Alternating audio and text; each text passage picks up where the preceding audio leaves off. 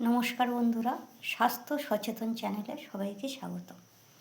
আজকে বলবো আমাদের মুখে নানান কারণে র্যাশ, অ্যালার্জি বা ব্রণ হয়ে থাকে বা পিম্পল হয়ে থাকে। তো সেগুলো থেকে আমরা কিভাবে রক্ষা পাব।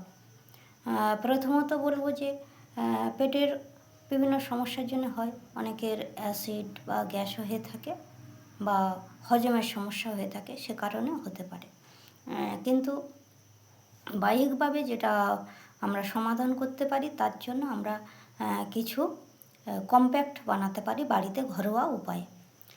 সেগুলো হলো, যদি র্যাশ, অ্যালার্জি বা ব্রণর সমস্যা হয়, তাহলে আপনারা কাঁচা হলুদ পেস্ট বানাবেন। কাঁচা হলুদ, নিম পাতা এবং তুলসী পাতা দিয়ে একটা পেস্ট বানাবেন।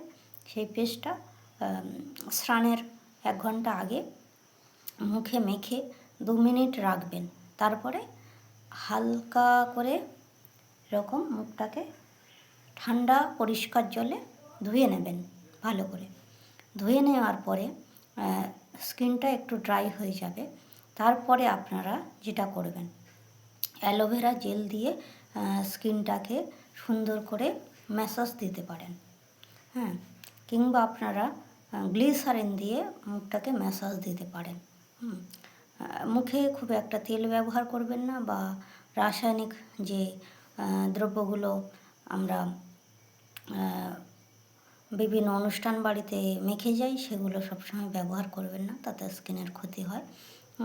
তো বন্ধুরা, আপনারা ঘরোয়া উপায়ে যেগুলো, সেগুলো যদি করেন, তাহলে আপনারা অনেক স্কিনটাকে সুন্দর এবং উজ্জ্বল রাখতে পারবেন এবং মুখে একটা লাবণ্য আসবে। আর আরেকটা কথা বলবো যে প্রতিদিন আপনারা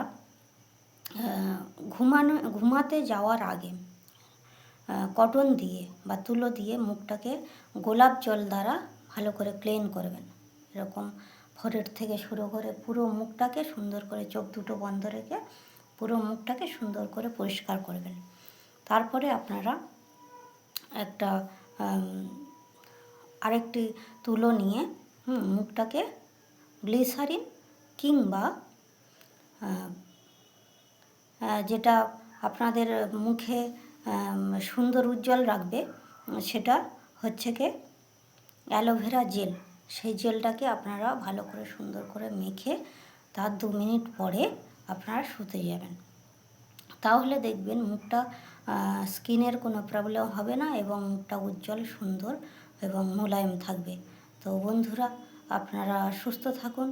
আরও কিছু টিপস আছে যেগুলো আমি পরে দেব, আপনারা সেগুলো ব্যবহার করতে পারেন। তো আজকে এই পর্যন্ত। আবার অন্য কোনো বিষয় নিয়ে, অন্য কোনো টিপস নিয়ে আপনাদের সাথে কথা হবে। ধন্যবাদ সবাই।